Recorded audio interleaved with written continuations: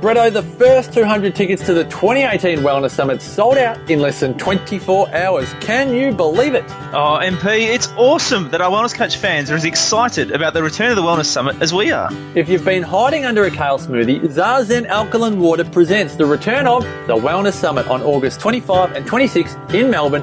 And for 1 week only, we have 100 seats at a crazy 2-for-1 special. That's right, MP. Not only do 100 lucky listeners get 2 tickets for the price of 1, but they also receive the digital recordings of the 2018 Summit and all of our previous events. Gee whiz, that's a lot of value, Bretto. That's over $1,400 in value, MP, and all for just $297. That's 2 tickets for the price of 1 for 2 days of Powerhouse Wellness. That's less than $10 an hour to attend the wellness event of the year. Oh, enough of the number crunching, MP. These 100 tickets are only available this week until Saturday, May 19, or until sold out, whatever happens first. For tickets, the speaker lineup and all info, go to thewellnesssummit.com.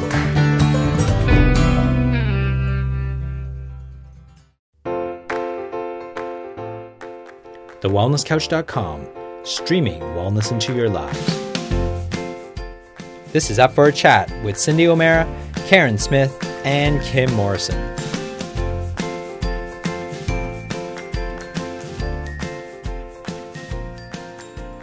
Here we are, up for a chat about the hottest topics that are important to you, inspiring you to awaken the change within.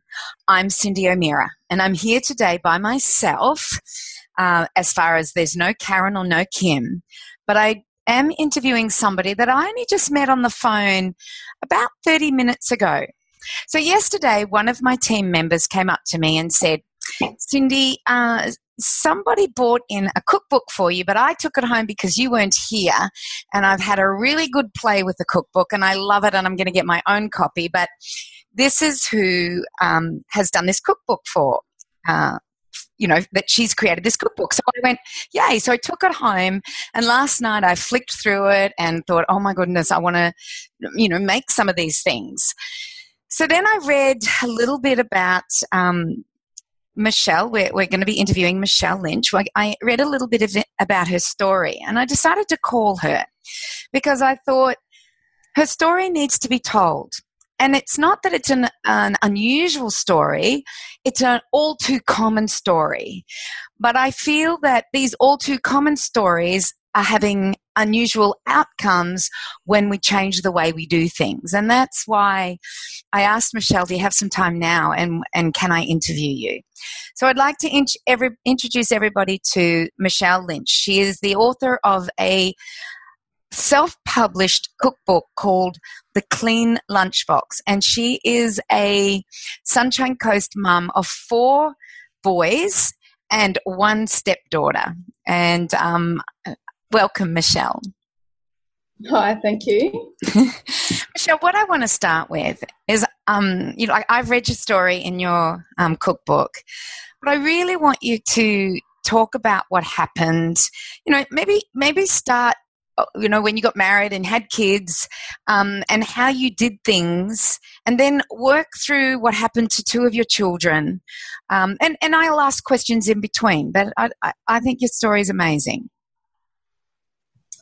Okay, so born in New Zealand and came to Australia when I was 5, and I've lived here ever since, mostly on the Sunshine Coast.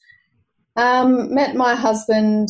We have been married 11 years now, and we have 4 boys, as you said. So I had regular pregnancies and, just a regular mum, excited about having a baby, and I was 24 when I had Sage. Had a caesarean due to a long labour. So shortly after we had Blake, they're only 17 months apart, and then I fell pregnant with Jezzy when I was breastfeeding Blake. So then I had Jezzy 13 and a half months later, and I had a 3-year gap and had Tate. So they were fantastic babies. Unfortunately, well, I say unfortunately, but it was a little out of my control. I ended up having 4 caesareans, and looking back, if I had had my time again, I would have, pardon the pun, pushed for a more natural birth. given what I know about gut flora now and the benefits of having the natural birth as opposed to a cesarean for the baby's gut health. However, we raised the boys, and when Jez was 5 years old, he had just turned 5 in October, and then he started school the next year. He was diagnosed with alopecia. So we noticed a little bald patch behind his ear that Christmas, and not really concerned about it. We had heard of alopecia. Someone else's child had the condition. Knew nothing about it. So the GP diagnosed him, and we got sent to a dermatologist. I also I was starting to do lots of research by that time, and I spoke to a trichologist in Brisbane. So just gathering information and working out what we were going to do. I wasn't entirely happy with the response from the dermatologist. He basically suggested that we put Jez on steroids and use things like steroid shampoo, which was new on the market then. So I sort of walked out of there and just, thought I'm going to take this on myself, and I did heaps of research, and there wasn't a lot out there for alopecia and children, especially the case that he had within 4 months of diagnosis. He had lost all the hair on his head. His eyebrows and eyelashes also fell out, and he had no arm or leg hair to be seen. So that was a bit of a shock. He was a little bit oblivious to it, to be honest. He, being just a normal boy, he was happy. He seemed healthy. So basically, we changed our diet. We took out sugar to start with. I guess we ate, a regular diet of, I was always health conscious. Mum always grew vegetables at home and things like that. So we didn't have a high sugar diet anyway, but we backed right off on the sugar and gave up gluten and dairy, and it went from there, really. But you actually started doing that before Jess's alopecia became evident, because your second, Blake, had ear infections, and you actually noticed something when he came home from birthday parties, which I actually found fascinating, because a lot of people don't connect what their child is eating to their behaviour or to how they're feeling or their coughs or things like that. So can you talk about Blake and probably the amount of antibiotics he was probably on, and when did those antibiotics start, and how many ear infections did he have? Yeah. So Blake probably started having ear infections when he was about 3, I guess, and they weren't that common throughout the year. He had maybe 4 a year, but they were pretty bad, enough for me to go, he's in a lot of pain, I'll take him to the GP. And I guess, he was put on antibiotics, and not repeat scripts. That one, I was never had to repeat it. It always cleared up with the one course. But I know even to this day, if he and I knew back then, if he goes to a birthday party and consumes sugar, particularly with gluten, like to the day, 3 days later, he'll have a cough, an asthma-like cough. And around the time he had the ear infections, he hasn't had an ear infection since we cut out all that stuff out of our diet, by the way.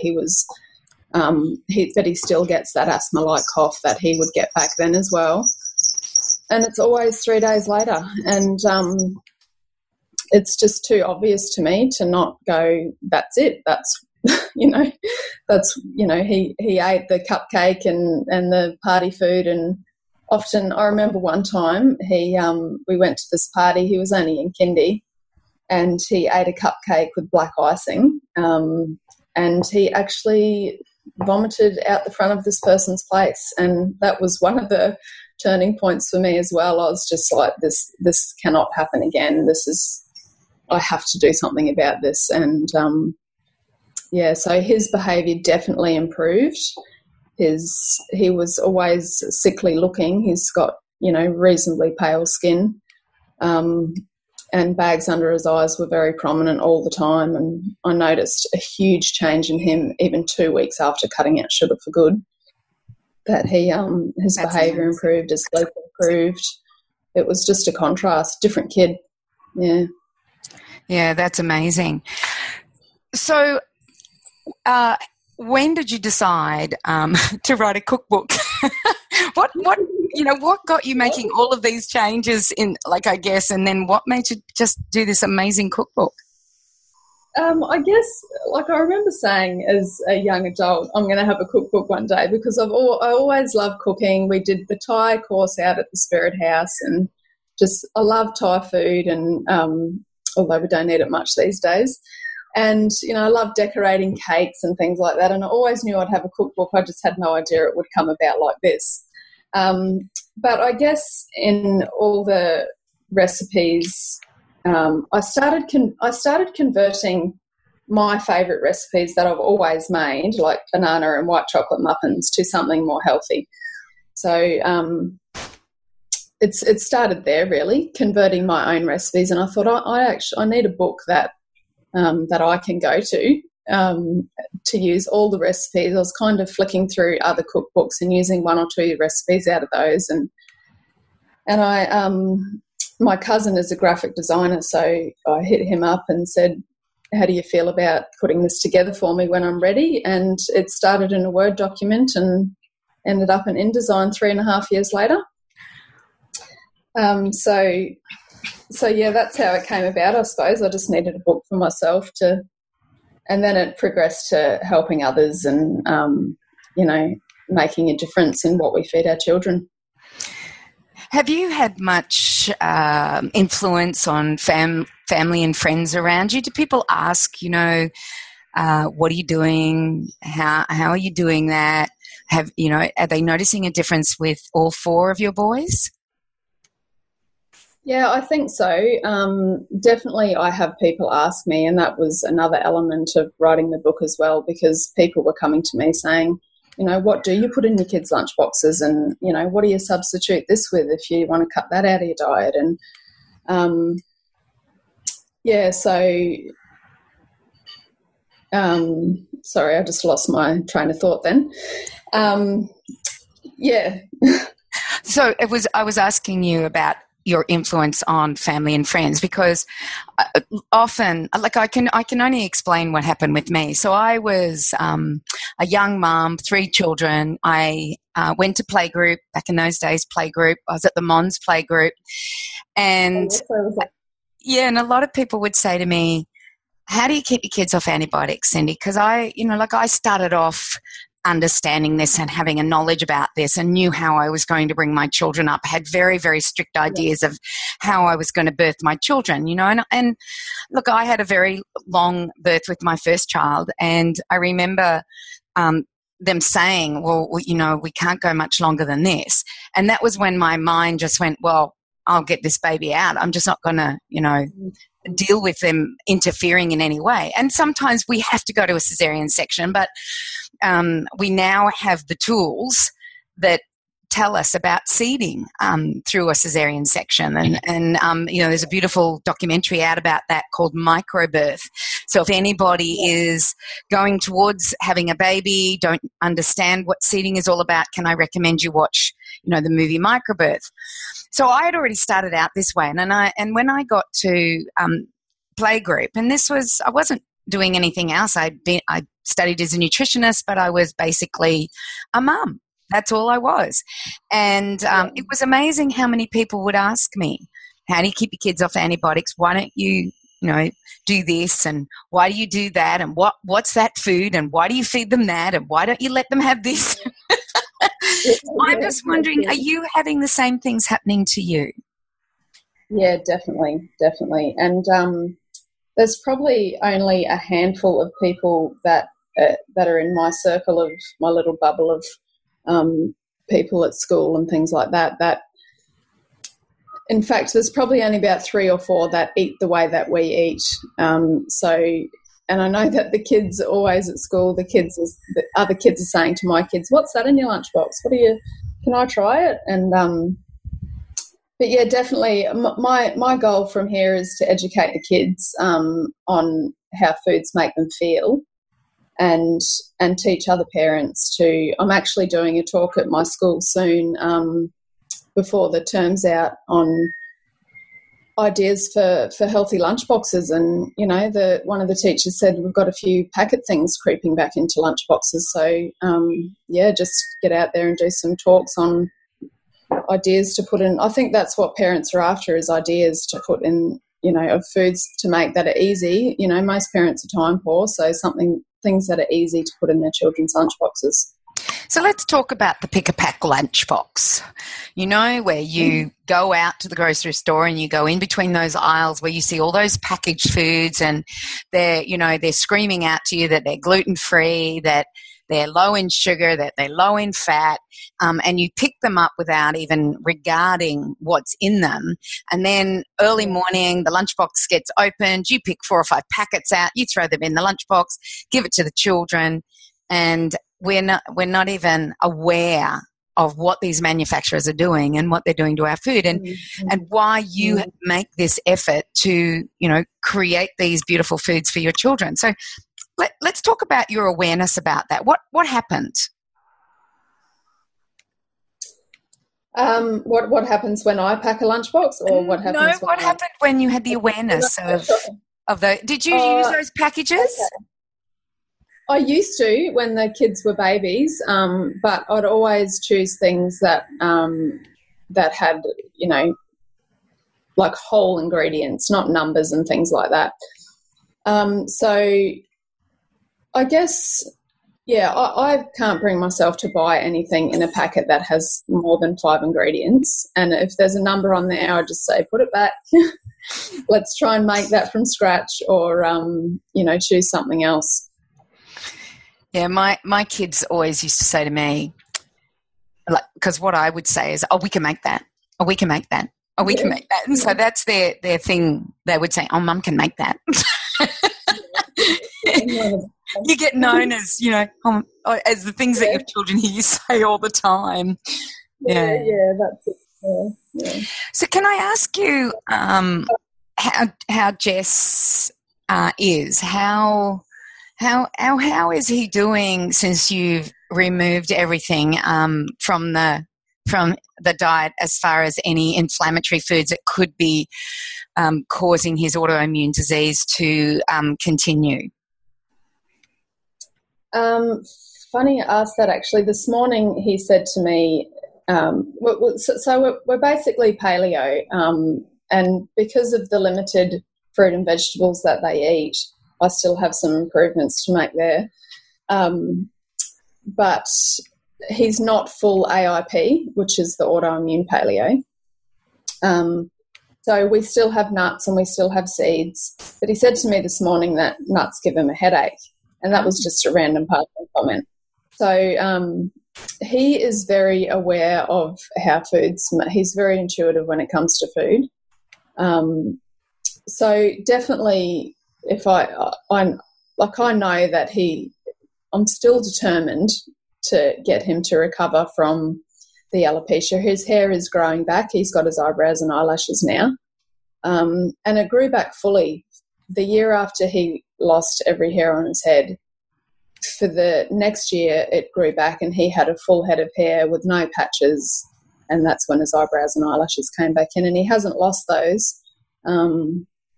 He's only lost probably 70% of the hair on his head, I guess.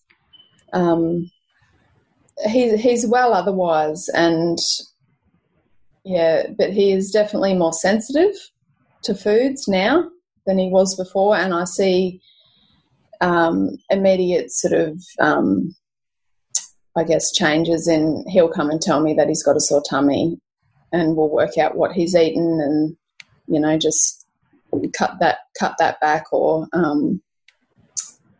so we're still learning. We're still learning and eliminating things out of our diet and upping things like seaweed and fermented foods. I still can't get them to eat sauerkraut though. I think it's a texture thing. And you know what? It's like I have a niece and a nephew that are 3 and 6. They eat sauerkraut because that's all they've known.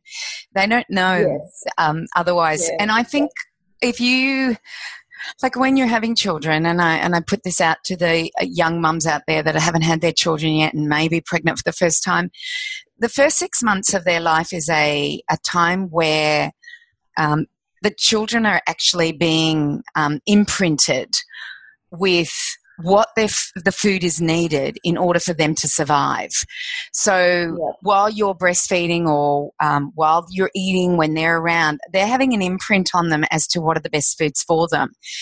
And a lot of people don't realize this. They don't realize that this is their survival mechanism. So if we go back in evolutionary times and we were, with a child breastfeeding, eating, that child was imprinted as to what foods they would survive on in order to, live a healthy life. Whereas these days, we don't even realize this imprinting is happening in that first 6 months. So if you're not consuming those foods in that first 6 months, that imprint is not going to be there. So they're not going to see that as a survival mechanism. And people don't realize this. And once you give them this information and they realize the importance of not eating, McDonald's or Kentucky Fried Chicken. And I'm not saying that you were doing that, but I'm just saying there are a lot of people that they'll eat that and then they'll expect their children to eat their fruits and vegetables and their sauerkrauts and their nuts and the seeds or whatever. So I think it's a valuable lesson that we have to teach. And then it's just about, as they're getting older, we have to keep putting it in front of them and saying, we want you to eat it and try our best. But remembering also that dysbiosis is a time when the bugs are actually telling the human what to eat. So if there is and like dysbiosis is just that there's not good or bad bugs in there. It's just that there's an overgrowth of the bugs that should not be overgrown and an undergrowth of the ones that should be there. And we're still learning. We don't know gut. We really don't know a lot. We're just guessing. But we do understand that certain bacteria cause certain conditions in the human body. And so with this dysbiosis, those bugs are actually saying, hey, I want white foods. I want white bread. I want white sugar. I want this because that's what's going to make me survive. Whereas the other bugs may need, fruits, vegetables, nuts, seeds, meats, eggs, chickens. It all depends. So a lot of people don't realize that dysbiosis and each one of your children having a C-section means that there could be that little bit of dysbiosis in there. So looking at what you can do to improve their gut bacteria is using these fermented foods. But in cases like that, you may have to use certain probiotics also. Not that I believe that any of them are any good, but probiotics would be an important thing to do with your children. And that's why I bought mine out. So mine's a probiotic that's in it's a food-based probiotic. So it's sauerkraut dried, basically. We use a few more foods, but it's sauerkraut dried so that you can sprinkle it on a few of their things and they don't even know they're getting it. You hope. That's good. I'm sure there'd be one of them that would sniff it out.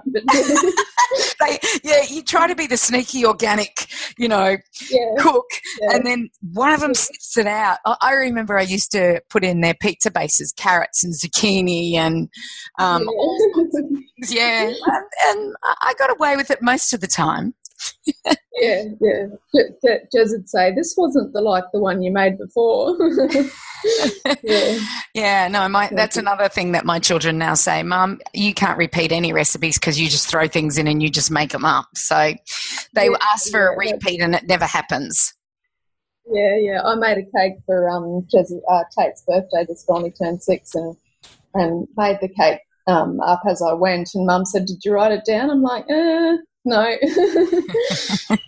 That's the problem, isn't it? So as we go through your book, and I love it, you've got a picture on one side and then writing on the other side. We get to ingredients. So you thoroughly go into ingredients that you use and ingredients that you actually don't use at all. But one of the ones that I loved was that you make your own fruit and vegetable powders. Yeah. What made you think of that? Did you see it in a recipe? Tell us about how that came about. Oh, do you know what? I thought I wanted a natural colouring for Play-Doh, and I thought, well, beetroot's a good one. And then I just dried it out and used it as a colouring for Play-Doh and icing. So it went from there, I suppose. And I used to dry. I've always sort of dried celery for celery salt. So that's a really fantastic one to dry out, the leaves and the stalks and all. Good way to use the leaves that are always abundant in my mum's garden. So yeah, it started from there, I guess, and then I just got a bit addicted to drying things out. So yeah, if I don't dry it, I ferment it usually if I've got excess veggies. Yeah, and the really good thing about, like what you said, you keep the stalks of the celery. Most people throw that out, and I'm thinking about all the things that we throw out. I think I read when you were making celery powder, you take the bottom off, and I think, did I see you use that for broths? Yeah, use that in the bone broth. Yeah. It's juice the stalks and dry the leaves. Yeah. Yeah. I think what I find about your book is it's very practical and very easy. There's nothing complicated in it. Mm-hmm. Yep. Yeah, that's what I was after, just easy recipes that a busy mum can make. I'm just as busy as every mother out there with young children, so it had to be easy for me too. And another thing you talk about, because not everybody can afford organic foods, is that Dirty Dozen and Clean 15 from the Australian Working, what is it, the Working Group? Environmental Working Group. Environmental Working Group, that's right.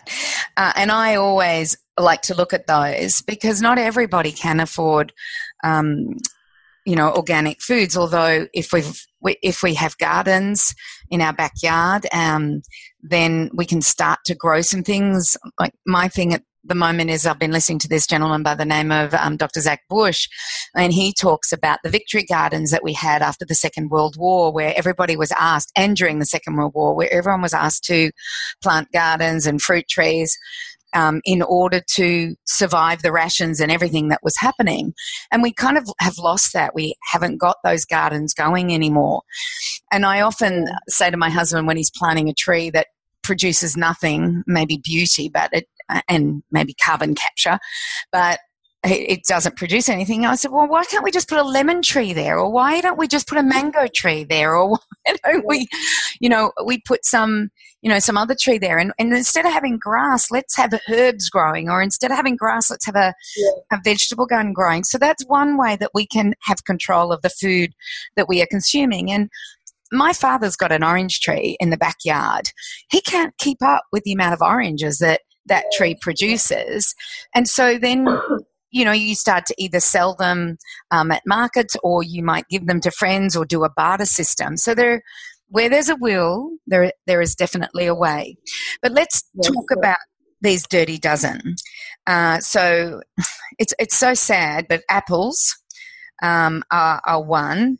Blueberries, and I find all berries. What they do to berries now, they spray them and they so easily absorb those chemicals. Capsicums, which are easily grown. Celery, that grows like a weed. So do cucumbers. Grapes, grapes are easy to grow. Lettuce, my goodness, lettuce is just a matter of planting, and then 6 weeks later you have these beautiful things. Nectarines and peaches. Here on the coast is not so easy, but in the hinterland, it's okay. You can do potatoes and sweet potato and spinach and strawberries. Like, we can grow everything that's in that Dirty Dozen. Now, I know that you have moved to Rosemont on the Sunshine Coast, and you have over an acre of land. Tell me what you're doing on that land. I have a long list of fruit trees that I've planted in the last 18 months. So we are growing every citrus. I've got a couple of mandarins, a couple of limes, We've got mulberries, mangoes, grapes, raspberries, blueberries. I have got a peach tree. It's a little bit worse for wear. I'm trying to revive it back in. And it's a China flat peach, which is a subtropical peach, and I've got high hopes for it, but I don't know if it's going to produce. And there is actually an apple that is a subtropical apple that you can grow on the Sunshine Coast. But yeah, so we're just a work in progress, and my veggie garden is to come. It's going to be a greenhouse, and my husband's going to build it for me. But literally, like when you said about lettuce, I've got this, I guess it's like a mini raised garden bed, but it's probably only a quarter of a square metre. And I've probably got about 10 lettuce in there. And, yeah, like I say, 5 weeks later, after a seedling, you've got these beautiful lettuce, and they're so flavoursome. There's just nothing else like picking your own veggies out of your garden. You know, I've been speaking around the country, and I mentioned that our lettuces, if they last, you know, the ones you buy in the grocery store, if they last for quite some time, they're usually, I guess, dipped in something called Nature Seal. Nature Seal is a product that you'll never see the ingredient on your ingredient list, but it's a process that rocket and spinaches and leafy types of vegetables are put into in order to preserve them, or even cut fruits. They will do that to preserve them. And yet you'd never see that on the ingredient list. And somebody said to me, they said, "Cindy, what about organic?" And I said, "Well, I actually don't know. I haven't looked into the organic." Well, she did the next day. And the next day she rang one of the more famous organic packaged lettuces and rocket and green, you know, producers out there, and said, "Do you put anything in your dip that you put the lettuces in when you wash them or anything like that?" And they said, "Oh, yes, we use," and I can't remember the name of it, and I don't have it in front of me. But basically, I looked it up when she rang me, or she actually put it on the Functional Nutrition Academy Facebook page. And when she rang me, when she put it on, I looked it up, and it's a sanitizer. It's kills things, kills bugs. And so to grow your lettuces, we don't know this is happening because they're not telling us. It doesn't have to be on the ingredient list. So to grow your lettuces is not hard. Like you said, 6 weeks later. And I love the idea of a greenhouse, especially here on the Sunshine Coast, because we have an abundance of bugs that like lettuce and spinach and kale. And they do. But, you know, I think, you know, when you're faced with a crisis, which is what you had, and it's not necessarily a life-threatening crisis, but it is a crisis still in with the children, and this is what we're finding, is that autoimmune diseases are increasing at an unprecedented rate, not only amongst our children, but our teenagers and our adults. And it can come in many flavors, from mental disease to physical things that we see, to things that we don't see, like as alopecia, or things that we don't see that are like a thyroid condition, or type 1 diabetes, or rheumatoid arthritis, or, you know, and then we can go to the ones.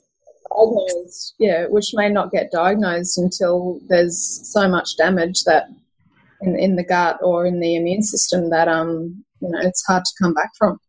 Yeah, very hard to come back from. But it can be, you know, we can come back from it by the sounds of it. You know, soon after you remove the foods that were inflaming and increasing the autoimmune disease on Jess, you actually, you know, saw some improvement. Yeah, definitely. Yeah.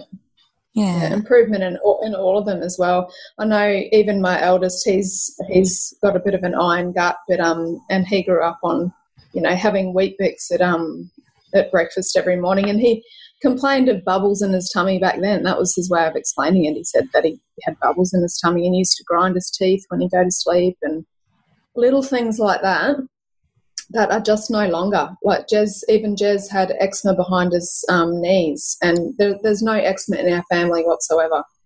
So that improved, along with homeopathics, and I think it was mostly the food. But so many little things like that, it's just crazy. And people are dealing with these ailments every day with their children. and, just tweaking the diet or introducing fermented foods can make an enormous difference. But what's scary, and I'd like to ask you, when you went to the trichologist, and they're specialists, aren't they, in alopecia? Is that? Scalp. Yeah. Oh, in scalp hair and skin hair. Yeah, okay. So when you went to the dermatologist and the trichologist, did they talk about diet? Did you ask them the question, if I change the diet, will it make any difference? Was that something that you questioned, or did they even consider diet to be an option for the treatment of alopecia? No, I don't recall asking the question, to be honest. I was probably a bit overwhelmed with what was going on then. But I guess I knew within myself that it was. Not that it was the cause of it. I believe the trigger was a virus that he had, which is a hit to the immune system. But yeah, no, I don't recall him saying, "Oh, look, you need to cut out gluten and dairy out of your diet." And certainly the GP didn't. And the trichologist I only spoke to over the phone, and she sold me a few topical things like a hair wash sort of thing, which I used for a little while, but I wasn't entirely happy with the ingredients in it, so I stopped using that. Did you look at the ingredients in it? Well, I often wonder. Yeah, I looked it up at the time. They weren't overly nasty, but I just thought, well, it's not topical. Like, it's not coming from the outside; it's coming from the inside. But they didn't look at anything on the inside except maybe a steroid. Is that what? The trichologist I only spoke to over the phone and gave her my story, and I think I sent her photos and things like that. So we didn't have a face-to-face appointment with her. But yeah, the dermatologist certainly didn't ask what he was eating, that's for sure. Yeah. I find it fascinating that more often than not we're not even looking at food. I've just interviewed Dr. Rodney Ford.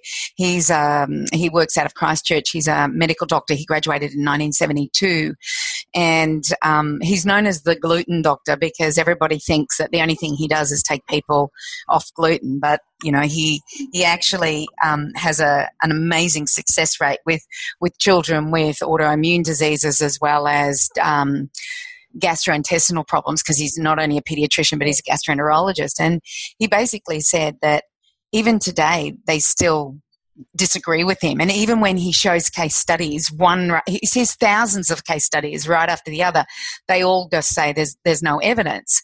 And I remember talking to a very good friend of mine who's a medical doctor, and we were talking about evidence-based medicine and evidence-based research. And unless the evidence is there and unless there's been a double-blind study, a placebo effect, whatever, they're not going to accept it, even though case studies are maybe N equals 1,000, even though they're all maybe a little bit different, but they did this to them and they did this type of diet and they made some changes. Have you been back to your dermatologist, or have you spoken again to the trichologist and said what you're doing? No, I have. I did mention it to my GP that Jessie's hair was growing back, and he just said, "Oh, that's good." So no, I haven't been back to the trichologist, or I guess the way that Simon and I, that's my husband, dealt with it was we didn't want to focus too much on Jez and the fact that he doesn't have hair. We kind of just went, "Oh, well, this is what's happened, and we're going to deal with it this way." So I didn't want to put Jez through, all these testings and poking and prodding and things like that. So, I've thought about doing blood analysis and, there's a few other tests out there, focusing more on the gut bacteria and things like that. But I guess Jez is happy. I guess I didn't want to put him through the stress, as alopecia can be stress related. So no, I haven't been back to those specialists, no. I love Dr. Natasha Campbell-McBride. I don't know if you've read her work. Amazing. Gut and Psychology Syndrome, GAPS. Yeah. I love her. She says 3 months on the diet, 3 months of lifestyle changes. If you are not getting results, then we do the testing. And because she just believes we just do too much testing in the beginning when we know what the issue is. For the most part, not always, but for the most part, especially with autoimmune diseases, we know that there is, one, a genetic component, two, it's the environmental factor, and three, it's the gut. You've got a gut that is basically leaking. And, and she says, then if we're having problems, let's do some testing. But most people within that 3-month period start to see results like you did in 2 weeks, which is just phenomenal. Now, I want to talk to you about pseudograins, because you talk about pseudograins in your cookbook. Can you explain what a pseudograin is and what you do to deactivate that pseudograin? Okay, from what I understand, a pseudograin is they come from a plant, obviously, and it's a grain-like seed. So it behaves like a grain, but it's actually a seed. So to activate them, or do you call it deactivating, do you? Well, what I'm saying is deactivate. What we're doing is we're deactivating the anti-nutrients that might be in the amaranth, quinoa, or buckwheat, so it's that's what I call it. It's activating. What you're doing is sprouting. Yeah. So to take out I don't know the scientific words, but I soak them and to make them more easily digestible. Yeah, soak them, and I soak the amaranth and quinoa and buckwheat with apple cider, and I soak the nuts and seeds with salt in the water. So your dehydrator must be going non-stop. It's moved from the kitchen to the garage now because it's just too noisy and hot in the kitchen. So it does. Yeah, it does. One of the things that we do for our chickens is that we sprout all their grains. So I have around 30 chickens, and we have a rotation of soaking the grains. Then we sprout them for a period of 2 days. So it's a rotation all the time. It's just we're either soaking, sprouting, or they're on their second sprout and we're washing them, and we give them to the chickens. Because it's like for anybody, these grains or seeds have anti-nutrients in them. They're there to protect them from them being wiped out off the planet. And our cultures and our traditions have taught us this, and we threw it all away. I'm even seeing some of these seeds or grains being used as alternatives to wheat or a gluten flour. And for me, they're still got some anti-nutrients in them. And so our tradition was always to make a slurry with them, or a porridge. To sourdough and ferment them in some way, or sprout them. And I love the old tradition of everybody getting back to doing this. So when you started fermenting, tell me, did you end up going to classes, or did you just look it up on YouTube, or what made you get into this? Yeah, I did actually do a class back with Robin. I can't think of her last name, to be honest, but I did do a class. It was great, and we learned how to make cashew cheese and a few other things. So I guess it was just experimenting, and I think I've taught I've done a few fermenting classes, probably done about 6 or 8 now on the Sunshine Coast. And I think what people freak out most is that they're going to do it wrong, and it's going to taste disgusting, or it's going to go bad and they're going to get, sick from it or whatever. But it truly is really easy, and I know when I eat sauerkraut every day, if I go off it for a bit and have a break, I know my tummy does strange things. So, just having, even if it's quarter of a cup a day, is so beneficial. Yeah.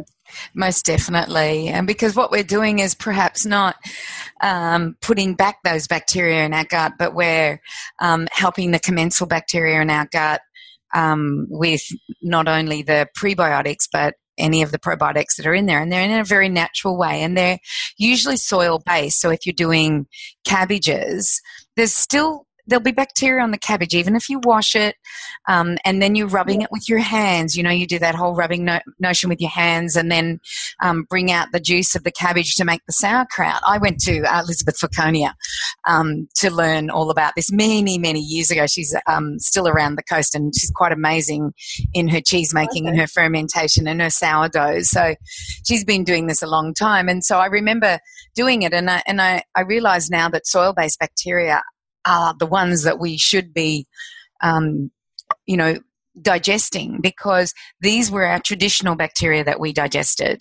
And by making our own, getting it from our garden, and making sure that there's no glyphosate being sprayed and that the place is clean and the ecology as well, then it enhances our gut bacteria. It's the way nature intended it. And I did an interview with Dr. Cheryl Selman, which lasted for quite some time. We ended up putting it into 2, and everyone will have listened to this by the time they listen to this interview here. And she's talking about spore probiotics. And I said to her, well, what are spore probiotics? And it's basically soil-based probiotics, or soil-based bacteria, sorry. And we get them by taking a carrot out of the ground and eating it, and it's still got some soil in it, or bits of soil. But we don't do that anymore. We want everything so clean and neat and tidy, and then we put sanitizers in it, or our food companies put sanitizers in it, and we lose the ability to consume soil-based bacteria. Yeah, and also, I'm aware of when I pick a lettuce out of the garden, it's still living when you're eating it. So that's got to make a huge difference. And by the time you buy it from the store, it's basically on its way out, as far as life left in it. But even with the dirt thing, even kids playing in the dirt, we've got red soil out here. It is bright red. You could make Play-Doh with it. But it's my boy Tate absolutely loves playing out there, and I just let him go on the weekend, and he was out there for like 4 hours playing in the dirt, had the hose out, making mud, and I just think of all that good bacteria and microorganisms that are going through his skin and his toes, and it's just, we need more of that as well. Yeah, definitely. When I was speaking in England probably 10 years ago, I had this nurse come up to me, and I was talking about back then, we've got to get back into the soils and ground and play in nature and walk through old forests and, do things like that. I was saying things like that, and she comes up to me and she says, do you know that we give mud pills in England? And I said, what's a mud pill? She says, it's soil. Oh, wow. Capsules. I choked. I went, oh my goodness, why don't they just play on the ground, So it's quite amazing. Now, I know that you have ideas for more books. I just want everybody to know that you are a mum of 4 young boys. You also have a stepdaughter, so we've already gone through this. You're a busy woman. You've produced this amazing cookbook here on the Sunshine Coast, and I have to tell everybody, it is beautiful. It's called the Clean Lunchbox, and by the end of this talk, you'll know where you can get it. What else do you want to write about? What else is burning inside you that you want to tell people about?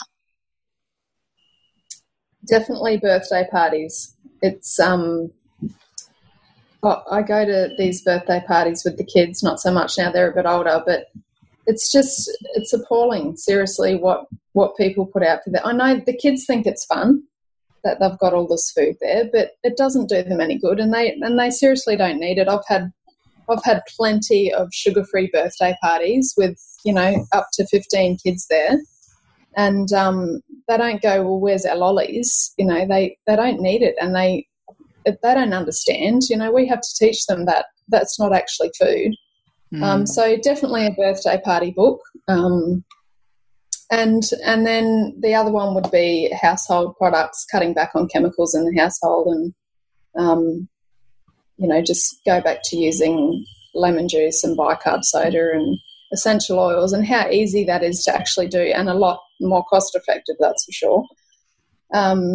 You know, and what you can clean with vinegar or orange juice, or you know, you don't have to be using chemicals. I can't bring myself to buy any chemicals for anything these days, and you know, it's the whole clean thing, isn't it? It's like we think we've got to be so clean. Yeah, everything's got to be clean, but within reason. Yeah, I go to restaurants and places like that, and you see a group of people leave, and then you see the busker or the person who's cleaning up the whole table come through with this spray, like Glen 20 or something like that, and spray it. And I'm thinking, oh my goodness, that's what I'm eating off. So I like to look for people that are really thinking and stopping the spraying of these chemicals and using bleachers and throwing things down toilets that shouldn't be thrown down toilets, and in our bathrooms, in our kitchens and things like that. It's interesting, Michele. You know, in your cookbook, I love your salt section. So how to make vegetable salt. So you've got the celery and onion, the seaweed and the rainbow. So when I wrote my book back in 1998, I said, you know, make up some salt, get some Himalayan salt and get some dulse and mix them together, and then you'll have iodized salt. You don't need to be buying this refined salt with anti-caking agents and bleachers and potassium iodide. You don't need to be doing that. You can make up your own. And I think it was probably 7 or 8 years ago, my husband said to me, how many people ask you about how you make up that salt, Cindy? And I said, oh, probably 10 a week. And he said, why don't we make it up for them? And that was the beginning of Changing Habits food line, was that salt and dulse. Because what I find is that I love what you are doing and your tenacity, and that you are willing to make everything from scratch. But there are a lot of people out there that just aren't willing to do it, even though the recipe's sitting in front of them. They know what to do. So one of the things that Changing Habits has decided to do, because, you know, I've offered books about cleaning products, and it's not hard, is it? It's not a hard thing to do, but there are some people that just do not either have the time or the inclination or want to even consider it. And I think sometimes they think it's not going to work, that you need science and chemicals and things like that. So one of the things that we are doing at Changing Habits, so for the people who want the recipes, go to Michele's new book that will be coming out that we'll talk about. But for those that have not got that inclination, we actually created a whole bunch of cleaning products. And I could have had just one product and diluted it down, you know, in different dilutions, because we use the same types of things, but we didn't. We actually used different essential oils, and we are bringing them out for people. But you know, we've just found that, you know, I've been in this business for nearly 4 decades, and I thought it was all about, here, this is the way you do it, this is what you do. And for some people that's okay, but for other people, they just seem to want to just purchase it. Yeah, that's right. Yeah, that's awesome. Yeah. So where do you sell your products? Are they online? Everything's online. Yeah.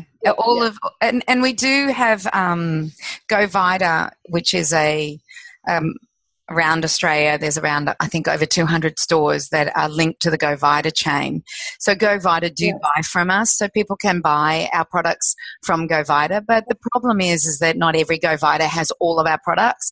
So that's why we tell people to just go to changinghabits.com.au and have a look at what we do have. And I, like you obviously research, I research everything that we purchase, and we're now starting something called a marketplace. So it's called the Changing Habits Marketplace, where we will source from reputable people books, activated nuts and seeds, because some people don't want to do that as well. We will source everything that I source, and believe me, it's taken me a long time to know the foods and the people and the companies. You know exactly. I can hear you going, yep. I can imagine. Yeah. So we'll start a marketplace. And I have a feeling we may have to get your book in. So Changing Habits, people watch out for Michele and this beautiful cookbook. And we will probably have Michele on when she writes her next book. Yeah, it could be a while, but yeah. With 4 little boys, but if you've done this already, I know you'll do it. So I look forward to it. Yeah. Let's tell everybody how they can find you. So what is your website? It's all the W's at thecleanlunchbox.com.au. Yeah, it's pretty easy. And Michele's last name is Lynch, Lynch. And she's got all her story in there. What about Instagram? You're in Instagram as well, aren't you? Yeah, new to Instagram since I published, so I'm getting my head around that still. But yeah, there's a great Facebook page there that I can share articles and new recipes on too. And your Facebook and Instagram names? The Facebook is the Clean Lunchbox. Yep. And Instagram is the Clean Lunchbox as well. See, that makes it easy for everybody. Yeah. Any other words of wisdom, Michele, to mothers who are facing what you were facing? Any words of wisdom from you? Take a breath and trust your instincts. I think that's very good, because a mother has amazing instincts. They know when their child has gotten sick. They know what caused it. Like you saw a virus that prompted that, and we do know that. So I love it. Thank you so much. So if you want to learn more about Michele, please go to her website, thecleanlunchbox.com.au. And if you've liked this recording of Up for a Chat, please give us a 5-star rating. And if you want any more information, go to Facebook.com/Up for a Chat. If you have any questions or comments about this, please let us know. If you have any other questions or any other people that you'd like us to interview, give us a message on our Facebook page, which is Up for a Chat. So until next week, go out, make some changes, do it step by step, bit by bit, and we as a collective group of individuals may be able to influence our family and friends, and then a community, a country, and then the planet. Bye for now. This year, the Wellness Summit returns. The only lesson is ever going to be your learning. That's it. As long as you're learning, that's your lesson. When you stand in front of the mirror, the talk, the things that go on between these ears in the morning can also be what sets you up for a day. And if you've beaten yourself up for not being the most extraordinary person that you can be, then start now. We make it hard for ourselves. We make things difficult for ourselves because we go and apply a whole bunch of stories and a whole bunch of drama and a whole bunch of I'm not good enoughs to the things that occur in our lives. Wake the heck up. Today's a new day. And here's where it can change. Kim Morrison and Karen Smith feature at the 2018 Wellness Summit. Bigger and better than ever. Tickets on sale Friday, May 4 at thewellnesssummit.com. This has been a production of TheWellnessCouch.com. Check us out on Facebook and join in the conversation on Facebook.com/TheWellnessCouch. Subscribe to each show on iTunes and check us out on Twitter. The Wellness Couch, streaming wellness into your lives. Whilst the Wellness Couch presenter endeavor to provide accurate and helpful information to their listeners, these podcasts cannot take into account individual circumstances and are not intended to be a substitute for health and medical advice from a qualified health professional. You should always seek the advice of a qualified health professional before acting on any of the information provided by any of the Wellness Couch podcasts.